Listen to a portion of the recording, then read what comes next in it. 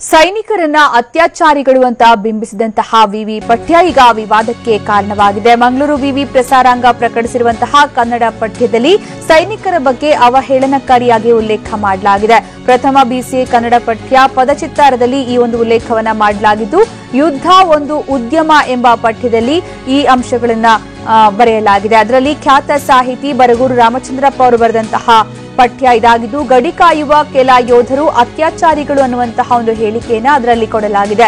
ಯುದ್ಧ ಸನ್ನಿವೇಶದಲ್ಲಿ ಗಡಿ ಗ್ರಾಮಗಳಲ್ಲಿ ಅತ್ಯಾಚಾರವಾಗುತ್ತೆ. ಎರಡೂ ಕಡೆಯ ಕೆಲ ಯೋಧರು ಅತ್ಯಾಚಾರ ಮಾಡ್ತಾರೆ. ಮನೆಯವರನ್ನ ಬಿಟ್ಟು ಬಂದಂತಹ ಸೈನಿಕರಿಗೆ ಒಂಟಿತನ ಕಾಡ್ತಾ ಇರುತ್ತೆ. ಹೀಗಾಗಿ ಕೆಲ ಸೈನಿಕರು ಅತ್ಯಾಚಾರಕ್ಕೆ ಮುಂದಾಗಿರ್ತಾರೆ. ಆದ್ರೆ ನಾವು ಸೈನಿಕರು ಸಂಭಾವಿತರು ಅಂತ ನಂಬುತ್ತೇವೆ. ಸೈನಿಕರು ಸಂಭಾವಿತರು ಸಜ್ಜನರು ಅಂತ ನಂಬಿಸಲಾಗುತ್ತೆ ಅನ್ನುವಂತಹ ಅಂಶವನ್ನ ಇದರಲ್ಲಿ ಉಲ್ಲೇಖ ಮಾಡಲಾಗಿದೆ. ಯೋಧರಿಗೆ ಇದು ಒಂದು ರೀತಿಯಲ್ಲಿ ಅವಮಾನ ಹುಟ್ಟಿಸುವಂತಹ ವಿಚಾರ ಅನ್ನುವಂತಹ ಹಿನ್ನೆಲೆಯಲ್ಲಿ ಈಗ ಈ ಒಂದು ಪಠ್ಯ ವಿವಾದಕ್ಕೆ ಕಾರಣವಾಗಿರೋದು. ಗಡಿ ಕಾಯುವಂತಹ ಕೆಲ ಯೋಧರು ಅತ್ಯಾಚಾರಿಗಳು ಅಂತ ಹೇಳಿಕೆ ಅದರಲ್ಲಿ ಉಲ್ಲೇಖವಾಗಿದ್ದು, ಮನೆಯವರನ್ನ ಬಿಟ್ಟು ಸೈನಿಕರಿಗೆ ಒಂಟಿತನ ಕಾಡ್ತಾ ಇರುತ್ತೆ.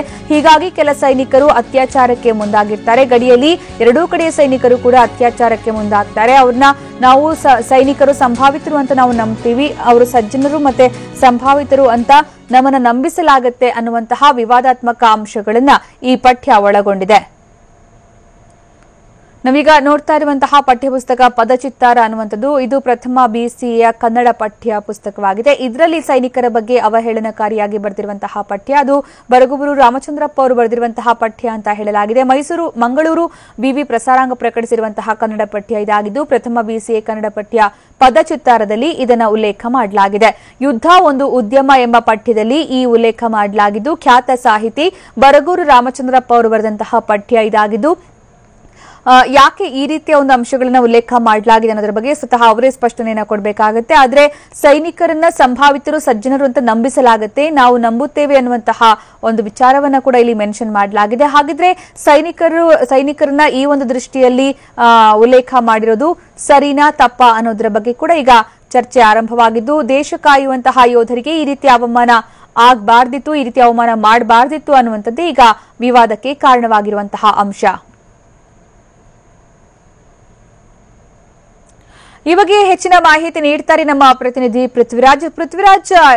ಖ್ಯಾತ ಸಾಹಿತಿ ಬರಗೂರು ರಾಮಚಂದ್ರಪ್ಪ ಅವರು ಬರೆದಿರುವಂತಹ ಪಠ್ಯ ಅಂತ ಹೇಳಲಾಗಿದ್ದು, ಯಾವ ಒಂದು ಇದರ ಮೇಲೆ ಯಾವ ಒಂದು ಆಂಗಲ್ ನಿಂದ ಈ ಒಂದು ಪಠ್ಯವನ್ನ ರಚಿಸಲಾಗಿದೆ, ಅದರ ಉದ್ದೇಶ ಏನು, ಆ ಪಠ್ಯದಲ್ಲಿರುವಂತಹ ಒಟ್ಟಾರೆ ಸಾರಾಂಶ ಏನು?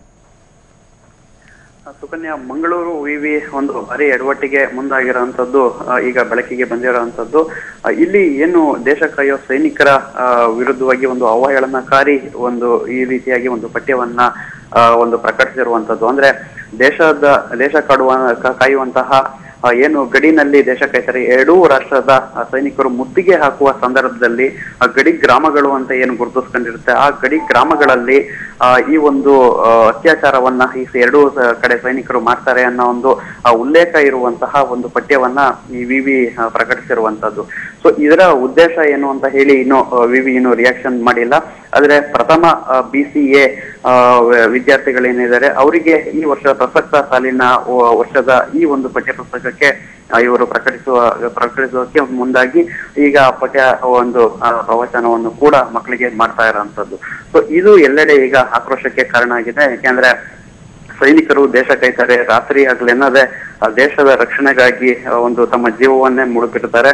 ಸೊ ಎಷ್ಟೋ ದೂರದಿಂದ ಹೋಗಿ ಗಡಿನಲ್ಲಿ ಕಾಯ್ತಾರೆ. ಇಂತಹ ಈ ದೇಶ ಕಾಯುವಂತಹ ಸೈನಿಕರ ವಿರುದ್ಧ ಈ ರೀತಿ ಒಂದು ಆರೋಪ, ಈ ರೀತಿ ಅವ್ರನ್ನ ಅತ್ಯಾಚಾರಿಗಳು ಅಂತ ಹೇಳಿ ಬಿಂಬಿಸಿರುವಂತದ್ದು ಎಷ್ಟು ಮಟ್ಟಿಗೆ ಸರಿ ಅಂತ ಹೇಳಿ ಈಗ ಎಲ್ಲ ಈ ಒಂದು ಪ್ರಶ್ನೆಗಳು ಉದ್ಭವ ಆಗಿರುವಂತದ್ದು. ಮತ್ತೆ ಇದಕ್ಕೆ ಮಾಜಿ ಸೈನಿಕರ ಸಂಘ ಕೂಡ ಇದನ್ನ ವಿರೋಧವನ್ನು ವ್ಯಕ್ತಪಡಿಸಿದೆ. ಅದು ಅಲ್ಲದೆ ಈ ಸಾರ್ವಜನಿಕರ ಒಂದು ವಿರೋಧಕ್ಕೆ ಇದು ಕಾರಣ ಆಗಿರುವಂತದ್ದು. ಸದ್ಯಕ್ಕೆ ಈ ವಿವಿ ಇದಕ್ಕೆ ಉತ್ತರವನ್ನ ಕೊಡ್ಬೇಕಾಗತ್ತೆ. ಮತ್ತೆ ಈ ಪಠ್ಯವನ್ನ ಯಾವ ಉದ್ದೇಶಕ್ಕೆ ಇದನ್ನ ನಾವು ಪ್ರಕಟಿಸಿದ್ವಿ ಮತ್ತೆ ಈ ವಿಚಾರವನ್ನ ಈ ಡಿಗ್ರಿ ಹಂತದಲ್ಲಿರುವಂತಹ ಬಿಸಿಎ ಸ್ಟೂಡೆಂಟ್ಸ್ ಅಂದ್ರೆ ಬ್ಯಾಚುಲರ್ ಆಫ್ ಕಾಮರ್ಸ್ ಏನಿದೆ, ಈ ಒಂದು ವಿದ್ಯಾರ್ಥಿಗಳಿಗೆ ಯಾಕೆ ಇವರು ಕಲಿಸ್ಬೇಕು ಅಂತ ಕಲಿಸುವಂತಹ ಉದ್ದೇಶ ಏನಿದೆ ಅನ್ನೋದನ್ನ ಕೂಡ ಇವರು ಒಂದು ಉತ್ತರವನ್ನ ನೀಡಬೇಕಾಗಿದೆ. ಮತ್ತೆ ಇದನ್ನ ಬರೆದಿರುವಂತದ್ದು ಖ್ಯಾತ ಸಾಹಿತಿ ಬರಗೂರು ರಾಮಚಂದ್ರಪ್ಪ ಅವರು ಈ ಒಂದು ಪಠ್ಯವನ್ನ ಬರೆದಿರುವಂತದ್ದು. ಸೊ ಅವರು ಈ ಒಂದು ಯಾವ ರೀತಿ ಬರೆದ್ರು, ಆಧಾರ ರಹಿತವಾಗಿ ಹೇಗೆ ಬರೆದ್ರು ಅನ್ನೋದು ಕೂಡ ಈಗ ವಿವಾದಕ್ಕೆ ಕಾರಣ ಆಗಿರೋಂಥದ್ದು. ಅಂದ್ರೆ ಅವರು ಅಲ್ಲಿ ಮೆನ್ಷನ್ ಮಾಡ್ತಾರೆ, ತಮ್ಮ ಸ್ನೇಹಿತ ಒಬ್ಬ ಸೈನಿಕನಿರ್ತಾನೆ, ಆತ ತನ್ನ ಅನುಭವಗಳನ್ನ ನನಗೆ ಹೇಳುವಂತಹ ವೇಳೆ ಈ ಎಲ್ಲವನ್ನು ಘಟನೆಗಳ ಸಮೇತ ವಿವರಿಸಿದ್ದಾನೆ.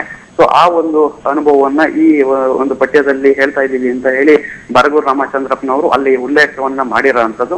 ಆದ್ರೆ ಇದು ಮೇನ್ ಇಲ್ಲಿ ವಿರೋಧಕ್ಕೆ ಕಾರಣ ಆಗಿರೋಂಥದ್ದು, ಒಂದು ದೇಶಕ್ಕಾಗಿ ಸೈನಿಕರ ವಿರುದ್ಧ ಈ ರೀತಿ ಅತ್ಯಾಚಾರದ ಆರೋಪ ಹೊರಿಸಿರೋಂಥದ್ದು, ಮತ್ತೆ ಇವರು ಅತ್ಯಾಚಾರಿಗಳು ಅಂತ ಬಿಂಬಿಸಿರಕ್ಕೆ ಹೊರಟಿರೋಂಥದ್ದು ವಿವಾದಕ್ಕೆ ಕಾರಣ ಆಗಿರೋಂಥದ್ದು. ಅದಾದ ನಂತರ ಇವರು ಆಧಾರ ರಹಿತವಾಗಿ ಹೇಗೆ ಈ ರೀತಿ ಒಂದು ಪುಸ್ತಕವನ್ನ ಬರೀತಾರೆ, ಅದು ವಿವಿ ಅದನ್ನ ತಮ್ಮ ಪದಚಿತ್ರ ಪುಸ್ತಕದಲ್ಲಿ ಮುದ್ರಿಸಿ ವಿದ್ಯಾರ್ಥಿಗಳಿಗೆ ಕಲಿಸುವಂತ ಅವಶ್ಯಕತೆ ಏನಿದೆ ಅಂತ ಹೇಳಿ ಒಂದು ವಿವಾದಕ್ಕೆ ಕಾರಣವಾಗಿರುವಂತದ್ದು. ಸುಕನ್ಯಾ, ಪೃಥ್ವಿರಾಜ್, ಇದು ಈಗ ಯಾವಾಗ ಈ ಪಠ್ಯಕ್ಕೆ ಸೇರಿರೋದು, ಯಾವಾಗ ಈ ಒಂದು ಪಠ್ಯ?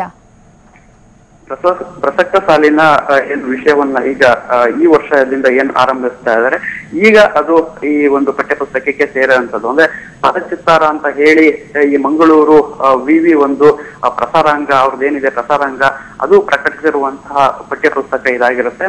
ಸೊ ಇದರಲ್ಲಿ ಈ ವರ್ಷ ಅವರು ಈ ಒಂದು ಮುದ್ರಿಸಿರುವಂತದ್ದು. ಅಂದ್ರೆ ಏನು ಪದ ಚಿತ್ತಾರ ಈ ಬುಕ್ ಇದೆ, ಇದರಲ್ಲಿ ನಾನಾ ವಿಚಾರಗಳು, ನಾನಾ ವಿಷಯಗಳ ಸಂಬಂಧವಾಗಿ ಒಂದು ಲೇಖನಗಳು ಮತ್ತೆ ಆ ಒಂದು ಪಠ್ಯಗಳಿರುತ್ತೆ.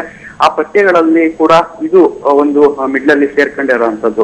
ಅಂದ್ರೆ ಬರಗೂರು ರಾಮಚಂದ್ರಪ್ಪನವರು. ಒಂದ್ ನಿಮಿಷ ಪೃಥ್ವಿರಾಜ್, ನಿಮ್ ಜೊತೆ ಮತ್ತೆ ಮಾತಾಡ್ತೀನಿ. ಈಗ ನಮ್ ಜೊತೆ ಮಾತಾಡೋದಕ್ಕೆ ಈ ಪಠ್ಯವನ್ನ ಬರೆದಿರುವಂತಹ ಬರಗೂರು ರಾಮಚಂದ್ರಪ್ಪ ಅವರು ಸಂಪರ್ಕದಲ್ಲಿದ್ದಾರೆ. ಬರಗೂರು ರಾಮಚಂದ್ರಪ್ಪ ಅವರೇ, ಈ ಪಠ್ಯ ಈಗ ಒಂದ್ ಸ್ವಲ್ಪ ವಿವಾದಕ್ಕೆ ಕಾರಣ ಆಗಿದೆ, ತಮ್ಮ ಗಮನಕ್ಕೆ ಬಂದಿರಬಹುದು ಅನ್ಸುತ್ತೆ. ತಮ್ಮ ಪ್ರತಿಕ್ರಿಯೆ ಇದಕ್ಕೆ? ಇಲ್ಲ, ಏನು ವಿವಾದ ಅಂತಾನೆ ಗೊತ್ತಿಲ್ಲ ನನಗೆ. ಇಲ್ಲ, ವಿಷಯ ಏನಂತಂದ್ರೆ ಗಡಿ ಕಾಯುವ ಸೈನಿಕರನ್ನ ಅತ್ಯಾಚಾರಿಗಳು ಅಂತ ಆ ವಿವಿ ಪಠ್ಯ ಬಿಂಬಿಸ್ತಾ ಇದೆ ಅನ್ನುವಂತಹ ವಿಚಾರ. ಇಲ್ಲ, ಹಂಗೆ ನಾನು ಹೇಳಕ್ ಸಾಧ್ಯವೇ ಇಲ್ಲ. ಗಡಿ ಕಾಯುವ ಯೋಧರನ್ನ ಅತ್ಯಾಚಾರಿಗಳು ಅಂತ ನಾನು ಹೇಳಕ್ ಸಾಧ್ಯವೇ ಇಲ್ಲ. ವಾಕ್ಯ ಇಲ್ಲ. ಯಾವ ನನ್ನ ಪಠ್ಯ ಇಟ್ಟಿದ್ದಾರೆ ಅನ್ನೋದು ನನ್ನ ಗಮನಕ್ಕೆ ಬಂದಿಲ್ಲ. ಈಗ ನಿಮ್ಮ ಸ್ನೇಹಿತರಾದವರು ಹೇಳಿದ್ರು ಯುದ್ಧೋದ್ಯಮ ಅಂತ. ಯುದ್ಧವು ಈ ನಾಡಿನಲ್ಲಿ, ಈ ಪ್ರಪಂಚದಲ್ಲಿ ಒಂದು ಉದ್ಯಮ ಆಗಿದೆ, ಉದ್ಯಮವಾಗಿ ಬಳಸ್ಕೊಳ್ತಿದ್ದಾರೆ ಅನ್ನೋದ್ರ ಬಗ್ಗೆ ಅಲ್ಲಿ ಹೇಳಿದ್ರು. ಉದ್ಯಮವಾಗಿ ಅಂತಂದ್ರೆ ಬಲಿಷ್ಠ ರಾಷ್ಟ್ರಗಳು, ಈ ಅಮೆರಿಕಾದಂತ ರಾಷ್ಟ್ರಗಳು ತಮ್ಮ ಯುದ್ಧೋಪಕರಣಗಳನ್ನ ಮಾರಾಟ ಮಾಡೋದಿದೆಯಲ್ಲ, ನಾವು ನಮ್ಮ ನೆರೆ ರಾಜ್ಯಗಳು ಕಿತ್ತಾಡ್ತಾ ಇದ್ರೆ ಅವರ ಯುದ್ಧದ ಉಪಕರಣಗಳ ಮಾರಾಟಕ್ಕೆ ಒಂದು ಉದ್ಯಮದ ರೀತಿಯಲ್ಲಿ ಇದನ್ನು ಬಳಸ್ಕೊಳ್ತಿದ್ದಾರೆ ಅನ್ನೋ ಮಾತು ಹೇಳಿದ್ದೇನೆ ಹೊರತು ಯೋಧರನ್ನ ಅತ್ಯಾಚಾರಿ ಅಂತ ಕರೆಯುವಷ್ಟು ನಾನು ದಡ್ಡನೂ ಅಲ್ಲ, ಆ ತರದ ದೇಶಭಕ್ತಿಹೀನನೂ ಅಲ್ಲ ನಾನು. ಬರಗೂರು ರಾಮಚಂದ್ರಪ್ಪ ಅವರೇ, ಅದು ಆ ಟೆಕ್ಸ್ಟ್ ನಾವೀಗ ನೋಡ್ತಾ ಇದೀವಿ, ದೃಶ್ಯದಲ್ಲಿ ಕೂಡ ತೋರಿಸ್ತಾ ಇದೀವಿ. ಬಹುಶಃ ನಿಮ್ಗೆ ಎಕ್ಸ್ಪ್ಲೈನ್ ಮಾಡಿದ್ರೆ ಓಕೆ ಅನ್ಸುತ್ತಲ್ವಾ? ಗಡಿ ಕಾಯುವ ಕೆಲ ಯೋಧರು ಅತ್ಯಾಚಾರಿಗಳು ಅನ್ನುವ ರೀತಿ, ಅಂದ್ರೆ ನಿಮ್ಮ ಸ್ನೇಹಿತನೊಬ್ಬ ಕೆಲವೊಂದು ಕಥೆಗಳನ್ನ ಹೇಳಿರ್ತಾನೆ ಯುದ್ಧದ ಸಂದರ್ಭದಲ್ಲಿ, ಮತ್ತೆ ಗಡಿ ಗ್ರಾಮಗಳಲ್ಲಿ ಏನಾಗುತ್ತೆ ಅನ್ನೋದ್ರ ವಿಚಾರವಾಗಿ. ಎರಡೂ ಕಡೆಯ ಕೆಲ ಯೋಧರು ಅತ್ಯಾಚಾರ ಮಾಡ್ತಾರೆ, ಯುದ್ಧ ಸನ್ನಿವೇಶದಲ್ಲಿ ಗಡಿ ಗ್ರಾಮಗಳಲ್ಲಿ ಅತ್ಯಾಚಾರವಾಗುತ್ತೆ, ಮನೆಯವರನ್ನ ಬಿಟ್ಟು ಸೈನಿಕರಿಗೆ ಒಂಟಿತನ ಕಾಡ್ತಿರತ್ತೆ, ಹೀಗಾಗಿ ಕೆಲ ಸೈನಿಕರು ಅತ್ಯಾಚಾರಕ್ಕೆ ಮುಂದಾಗಿರ್ತಾರೆ. ಆದ್ರೆ ನಾವು ಸೈನಿಕರು ಸಂಭಾವಿತರು ಅಂತ ನಂಬುತ್ತೇವೆ, ಸೈನಿಕರು ಸಂಭಾವಿತರು ಸಜ್ಜನರು ಅಂತ ನಂಬಿಸಲಾಗತ್ತೆ ಅನ್ನುವಂತಹ ಪಾರ ಕಾಣಿಸ್ತಾ ಇದೆ ಅದರಲ್ಲಿ, ಟೆಕ್ಸ್ಟ್ ಬುಕ್ ಅಲ್ಲಿ. ಅಂದ್ರೆ ಇದನ್ನ ಯಾರು ಹೇಳಿದ್ರು ಅಂತ ಇರ್ಬೇಕು ಅದರಲ್ಲಿ ನೋಡಿ. ಹೌದು, ನಿಮ್ಮ ಗೆಳೆಯನೊಬ್ಬರು ಹೇಳಿರೋದು ಅನ್ನೋದು. ಗೆಳೆಯರೊಬ್ಬರು ಹೀಗೆ ಹೇಳಿದ್ರು ಅಂತ ಇದೆ. ಅದು ನನ್ನ ಅಭಿಪ್ರಾಯ ಅಲ್ಲ, ನನ್ನ ಅಭಿಪ್ರಾಯ ಅಲ್ಲ ಅದು. ಅಲ್ಲ, ಅಂದ್ರೆ ಇದರಲ್ಲಿ ವಿಚಾರ ಯಾಕೆ ಇದು ವಿವಾದಕ್ಕೆ ಕಾರಣ ಆಗಿರೋದು ಅಂತಂದ್ರೆ, ಯೋಧರ ಬಗ್ಗೆ ಸಾಕಷ್ಟು ಮೆಚ್ಚುಗೆಯ ಭಾವನೆ ಇರುತ್ತೆ, ಅಭಿಮಾನದ ಭಾವನೆ ಇರುತ್ತೆ, ಎಷ್ಟು ಕಷ್ಟಪಟ್ಟು ಗಡಿ ಭಾಗದಲ್ಲಿ ಕಾಯ್ತಾ ಇರ್ತಾರೆ. ಈಗಿನ ಯುವ ಜನತೆ ಸೈನ್ಯಕ್ಕೆ ಸೇರೋದಕ್ಕೆ ಮುಂದಾಗಬೇಕು ಅಂತಹ ಪ್ರೇರಣೆ ಆಗುವಂತಹ ಒಂದಷ್ಟು ಅಂಶಗಳು ಇರ್ಬೇಕಾಗತ್ತೆ. ಆದ್ರೆ ಕಾಲೇಜು ವಿದ್ಯಾರ್ಥಿಗಳಿಗೆ ಈ ರೀತಿಯ ಒಂದು ಅಂಶಗಳನ್ನ ಫೀಡ್ ಮಾಡಿದಾಗ ಅದು ಅವರ ಮೈಂಡ್ ಸೆಟ್ ಮೇಲೆ ಅಥವಾ ಅವರ ಒಂದು ಫ್ಯೂಚರ್ ಮೇಲೆ, ಭವಿಷ್ಯದ ಮೇಲೆ ಯಾವ ರೀತಿ ಒಂದು ಪರಿಣಾಮ ಬೀರಬಹುದು ಅಂತ. ಹೌದು, ಪಠ್ಯಕ್ಕಾಗಿ ಇದನ್ನ ಬರೆದದ್ದಲ್ಲ. ಮೊದಲನೇದು ಪಠ್ಯಕ್ಕಾಗಿ ಇದನ್ನು ಬರೆದದ್ದಲ್ಲ. ನಾನೊಂದು ಲೇಖನ ಬರೆದಿದ್ದೆ ಹಿಂದೆ ಪ್ರಜಾವಾಣಿ ಪತ್ರಿಕೆಯಲ್ಲಿ. ನಾನು ಇದನ್ನ ಒಂದು ಅಂಕಣ ಬರೀತಿರುವಾಗ ಬರೆದದ್ದು. ನನ್ನ ಸ್ನೇಹಿತರೊಬ್ರು ಗೆಳೆಯರೊಬ್ರು ಹೇಳಿದ್ರು ಅಂತ ಕೋಟ್ ಮಾಡಿದ್ದೇನೆ ಹೊರತು ಅದು ನನ್ನ ಅಭಿಪ್ರಾಯ ಅಲ್ಲ. ಒಂದು. ಎರಡನೇದು ಪಠ್ಯ ಆಗ್ಬೇಕು ಅಂತ ಬರೆದಿದ್ದಲ್ಲ. ಪಠ್ಯಕ್ಕಾಗಿ ಇಡುವಾಗ ಪಠ್ಯ ಪುಸ್ತಕ ಸಮಿತಿಯವರು ಇದನ್ನ ಪಠ್ಯವಾಗಿ ಇಡಬೇಕಾ ಬೇಡವಾ ಅನ್ನೋದನ್ನ ಅವ್ರು ಯೋಚನೆ ಮಾಡಬೇಕು, ಅವ್ರದೊಂದು ತೀರ್ಮಾನ.